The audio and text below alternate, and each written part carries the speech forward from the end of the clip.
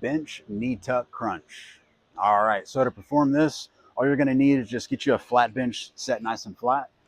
Next, we're gonna sit up on this, kind of at the forefront of this thing, and then your hands, throw them behind your back here. Tighten up your core. That way your lower back's not taking the brunt of this weight. So brace your core, kick your legs out full extension, and then we've got to lean your upper body back. Okay, that's where we get the tension on the core, is from leaning our upper body back. All right, so let's lean our upper body back as we got our hands set. Kick your feet out, lean back further. All right, so now I'm going to bring my knees in, crunch into my knees with my upper body, and then I'm going extension through my legs, and then I'm extending back to my upper body this way as well. Boom. So think of kind of like an accordion. You're extending out, and then you're coming in, contracting those core and abdominals. Boom, right there. All right.